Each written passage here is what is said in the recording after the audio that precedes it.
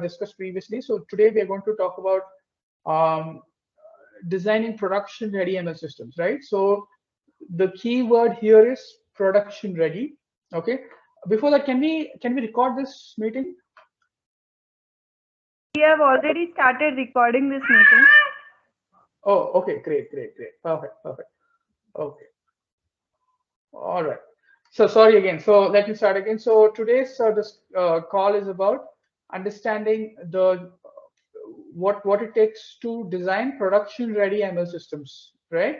So the key word again is production ready, because creating ML models is fairly simple because of the explosion in tools that we have in the market. But again, designing production ready systems and fault tolerant systems is where the challenge lies today, and that's what we're going to explore in this session. Yeah. So my name is Krishna Yogi. So I'm the AI and ML architect for Simplify Softtech. So thanks for your interest, guys. Right. So what is the big issue that most people don't know about ML systems, right? Or the so-called iceberg problem. Basically, the iceberg problem with ML systems is that you can have all sorts of problems which most people don't know or don't understand, don't notice, etc. Some of the problems that typically can create bottlenecks are things like this. So the first big one is application failure. So you deploy an ML model and then the application simply fail. So this is what typically happens in software systems, right? So in terms of problems, so this can happen too. That's a software system failure problem. But apart from that, we have many other problems that can happen, more specifically in the ML world, which are what we call as salient failures, in the sense that you wouldn't know that this is a failure, but it's a failure, right?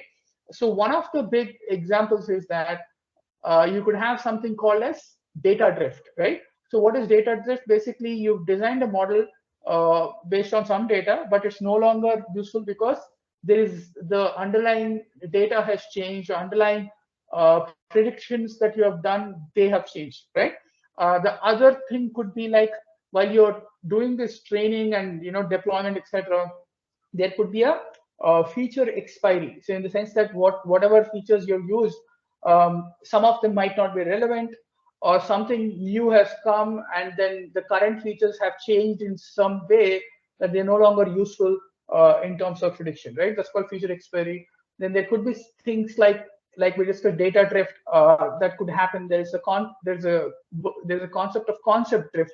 So essentially, you made assuming certain assumptions when you created the model, but those assumptions of the world have changed now, right? So that's like a concept drift. Then there are issues that are under the carpet, things like model bias. So the model could have certain biases against certain data points or predictions that are made. So we have to understand that as well. Then there is the big one, which most people don't understand, which is basically data leakage, right? So data leakage is a phenomena wherein somehow there is a linking between the data and the label, other predictor, right? So essentially, you have the features and data on one side, and you have the label on the other side. Somehow there's some linking between the predictions and the data, right? So we'll talk more about this later, but essentially what I'm trying to say here is that your model is able to guess exactly the end result, right? That's not a good thing. So I'll give you a simple example. Let's say your label has some values, okay? And you multiply by that by 2 or 3, and then you're inputting a feature, right? So that is a classic case of data leakage. These are all very nuanced issues. This won't happen like every time, but you have to be careful for these things, right? That's the point here. Okay. Now, if you talk about ML, right, what people think about ML model development is basically just develop a cool model, download a bunch of libraries and try to juice up the accuracy or F1 score or whatever, right? So that's what people think when ML model development is, right? But the reality is, this is the reality. So there's a whole bunch of steps you have to do to make sure your systems, your ML systems, are production ready. Okay, that's the challenge that we have today in the real world, right? So the difference between real world and there's a difference between lab and R&D, right? So you are developing a model and your Jupyter notebook is basically like a POC. But once you want to deploy that, there's a whole bunch of things that you have to do, and that's where the challenge lies, right? Okay. So there's, as we've seen, there's multiple steps that are involved in a typical ML process. There's more steps that are there, but we haven't mentioned that because of complexity. And then now, thankfully, there's a lot of research, there's a lot of attention on this, and there's a lot of tools that are coming up that solve some of the problems, right? So major cloud providers like Amazon, Azure, Google have separate modules and libraries and components that solve these problems, right? And give you a production ready level sophistication, basically. Okay. Um, so so let's start from the basics. What is the basis? What is the basic objective of an ML's problem, right? Can anybody say what is the basic objective? What do you think is the basic objective?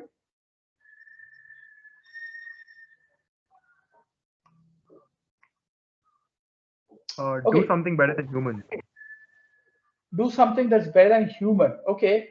That's not the basic objective. And so the basic objective is, as is shown in the slide, right? For any ML system, the idea is essentially at the end of the day, it should make money for the company. Okay. Now, as a part of that larger goal, yes, this ML system is going to do something better than a human or faster and cheaper than a human, maybe, right? So that is true, but that's the functionality of the ML system, right? But the purpose is essentially ideally making money for the company, right? Some either generate more sales or cut down on costs. So let's say you've replaced some sort of manual work for a company. You're essentially cutting down the costs, and that's how you're making more profits for the company, right? So that's the purpose of any business activity, is basically this. But obviously the same thing applies here.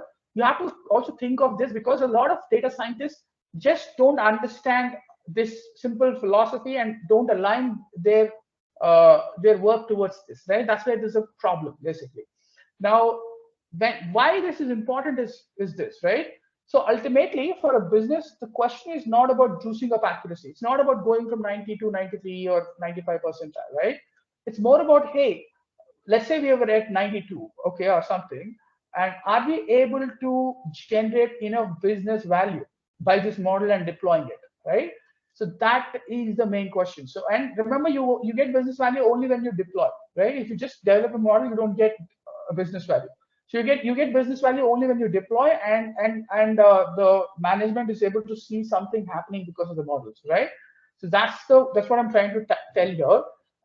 Now, what are typical tasks of ML system does? Like, obviously there are many things that the AIML do these days, but some of them are simple things like you want more clicks, more sales, more time spent on the app or the website, more downloads, more likes, more shares.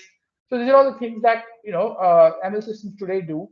Apart from this, there's many other things that we can do, like computer vision, NLP, etc., etc. So, like you said, it is replacing a lot of human activity, and that's both scary and exciting because it can cut down costs and open up many different revenue opportunities for businesses.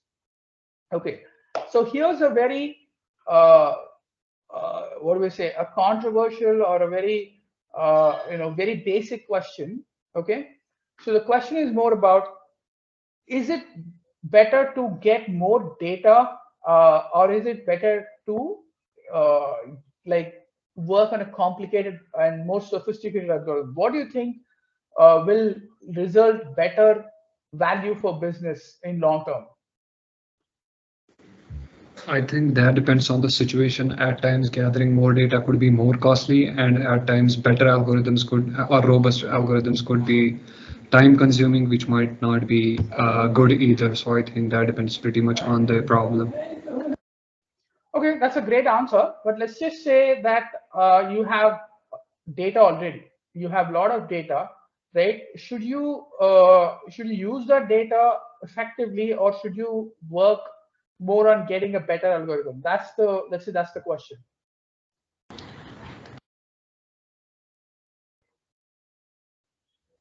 I'd rather say doing both because at times I have experienced that not using good algorithms or using a lot of data would create a lot of latency. As a result, the system would be overall slow, even if it's effective.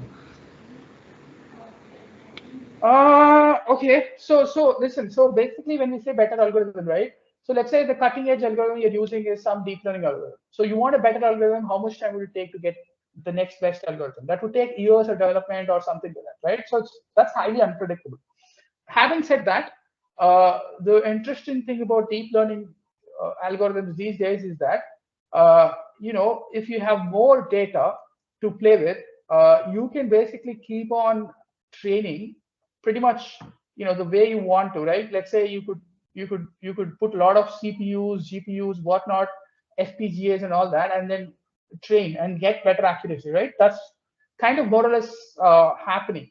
So essentially, with deep learning, at least, what happens is that ultimately, if you have more data, you can build a better deep learning model. That is the reality of the situation, right? So what that means is, let's just say that as long as the choice is to explore all the other models in the world, or work on effectively managing your data and training data faster and better and cheaper, the second option is better, because if you have decent amount of data, good amount of data, and good quality data, then you should put a lot of effort into grappling with that data and then making sure you're able to train effectively, cheaper, faster, etc., right? Rather than focusing on wondering, hey, doing research for 6 months and trying to get a better algorithm or whatever. That could happen, obviously, but there's a cost always, right? There's an opportunity cost. So if you deploy in the next 3 weeks, so you could start making from the next 3 weeks instead of waiting for the 6 months. So from a business perspective, it makes a lot of sense for you to learn effective data management and for being successful in terms of a data scientist or a machine learning engineer for a business perspective, right? Whereas a research perspective, obviously, you want to have better algorithms or whatnot, right? So that's my point there. So now let's talk about what are the core pillars of ML system design, right? So if you see these key pillars, it's pretty much similar to a normal software system design also, right? This, whether it's a normal software design system or ML system, the key pillars are similar, right? This is essentially reliability, scalability, maintainability, and adaptability. There's no difference there. The difference is each of those pillars will have additional parameters that you need to look into, because ML systems are not just about software, but it's also about software and data and model artifacts, right? So that's what we're going to talk about in the coming slides. But let's just quickly go through these key pillars again. So what are the key pillars? Reliability, scalability, maintainability, adaptability. So what do we mean by reliability, right? What we mean by reliability is essentially, you build a system, right, that should work day in, day out without failures, right? So how do you make sure that system is reliable? That is what is the definition of reliability, right? Now, thankfully, due to the cloud, the reliability is largely given, right? So if you use a cloud provider and you understand how these different things work, you are able to come up with a solution that's very high reliability, because the cloud providers themselves give you the reliability. So the issue is more cost now. So if you're choosing EC2 instead of SageMaker, inference endpoint or whatever, so what is the cost there? So you'll have to look more about the cost rather than the reliability because of the cloud providers. Now, the second point is scalability. Now, scalability is the idea of ability to cater to a lot of load. Let's say you build a system that is getting a lot of hype and getting a lot of requests. Okay, so how do you take care of that? That is the question here. So that's the question of scalability. Now, the scalability is a very deep topic by itself. If you're talking about some software point of view, but I think even this aspect is largely covered by the cloud providers these days. So there is things like you can give like a auto scaling for your ML systems, and then there's various ways of doing that. But if you that is also largely taken care of by the cloud providers. Now, the third point is maintainability. Okay, so this is where you will have to think hard on how you're going to do this thing, because it's very different on how you maintain the ML model, right? So what do you mean by maintainability in a context of ML system is that, so in a typical ML journey, you have a model, you have data, then you have the code that is relevant to the ML system, right? So you have at least 3 artifacts, and then every time you do an experiment, there's a whole bunch of hyperparameters that you get in. So you have if you do checkpointing, you'll have a bunch of intermediate artifacts that you can look at. So all of this becomes they come under the umbrella of maintainability. So you want to effectively store them and utilize them so that you're able to use them in future, right? So that's what the idea here is. So how do you leverage all of these different things in a more effective way, so that you make better models, better predictions in the end, right? Now that's what maintainability is about. The fourth one is adaptability. So is the system adapting to the changing conditions of the world? So what do we mean by that? So essentially, when you deploy an ML system in the world, there's this issues we discussed previously, right? Like data drift and all that. So are we able to adapt the system to those changing data conditions or whatnot, right? So that's the issue there. On top of other things like, basically, so let's say there's a new library that comes, or new algorithm that you want to try out, etc. So are you able to accommodate that too, right? That is there. But apart from that, there are additional concerns on this adaptability part. Okay. So I guess if we can summarize the problems that typical ML systems face, essentially, like we discussed before, the reason why you need all those solutions, because there's a lot of problems, right? These are the problems we face day in, day out, right? Continuous training, continuous integration. So how do you do this? Repeatability, audibility, reversibility. So all of these features we want to have in an ML system. So you want to have all of these features so that you can put your complete focus on this and then get the best of your situation, right? That's the whole point of the philosophy of MLOps or ML systems, right? Okay. So let's just quickly say, okay, what are the good features we want to have? Apart from the core pillars, we want to have things like traceability, verifiability, auditability, right? Model management, governance. You want to have some sort of pipeline, right? So that basically you have control on each of the steps of computation, right? So that's the advantage of using the pipeline concept, okay? And then you want to have an ability to test multiple models parallelly. So like A/B testing or multi-armed bandits or whatnot. So having these things set up, taken care of, is a very, very powerful thing when developing models, right? So at the end of the day, one thing we want to keep in mind is that ML development is not a one-off thing, okay? It's a continuous learning and continuous integration, deployment, monitoring process, okay? So there's never going to be a model that is perfect, right? Which means that you will always have to try out a new model. You'll always have to try the same model with larger data, different data, etc. So this sort of agility is what is very important for a ML system, apart from the reliability. Okay, so this is the big picture of the ML ops, right? So we can expand ML ops to 4 different ops, which is basically data, model, code, and deploy, right? So you'll have to have an ops or operation systems for data. You want to have something for model, then for code, and then for deployment. So each of those components you have to take care individually, and you have to connect them in a seamless flow, right? And that's when you get your MLOps design done, basically. All right. So let's go to the next slide. Okay. So what is MLOps? The MLOps is essentially philosophy of the previous slide. Whatever we have, all these different steps, right? You're able to seamlessly stitch them together and give a holistic view, right? That is what is MLOps basically. Okay. Okay. So any questions so far?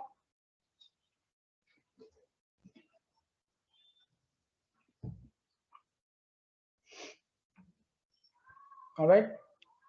Let's go to the next slide. So what is data ops, right? Data ops is essentially the different steps that you need to implement to ensure data quality, data coverage, data versioning, and continuous like uninterrupted flow of data. So basically, how do you do that, right? So this is the job of a typical data engineer, right? So data engineer's job is to do this, right?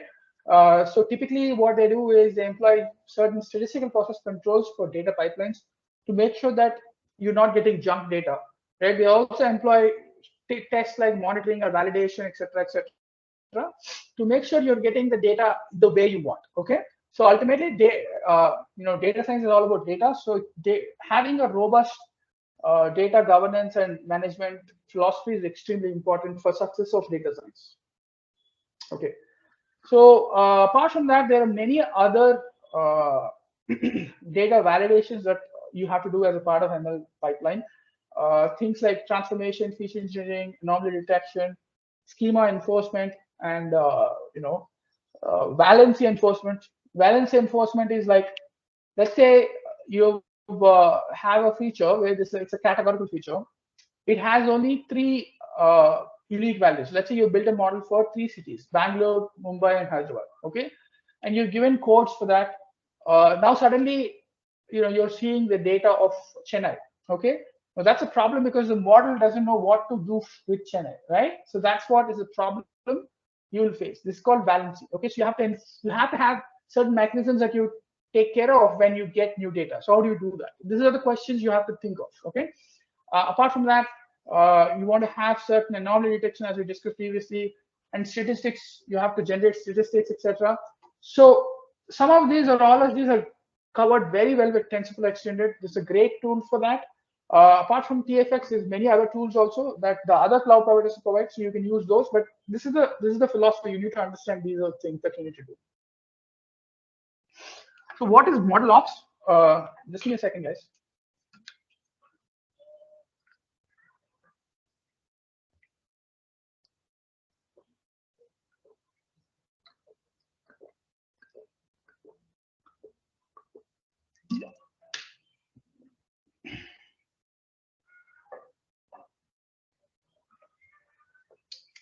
Okay, thank you for that. So model operations is about versioning your models. You have to register your models in a model registry. You should have a system that you can serve from model registry itself, right? And then automatic updation of models into production with CI/CD, right? This is what is essentially the model ops is all about. Apart from that, you can also have things like A/B tests, blue-green deployments, and canary deployments, etc., etc. The last but not least, you have to have some sort of security mechanisms as well. So you have to worry about all of these different features when we're talking about model ops. Okay, so the last phase is code and deploy ops. So this is typically a DevOps, comes under DevOps, right?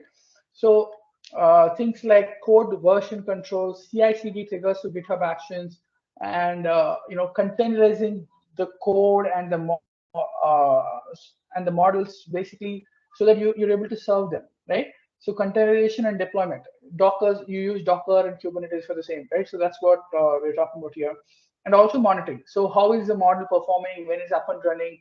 What is the system uptime? What is the latency? What is the latency of inference requests? So all of these things come under monitoring. Okay. Apart from that, you can also do data drift detection, etc. So all of these things, cloud providers like SageMaker have excellent components that they have for each of those features we need in the pipelines.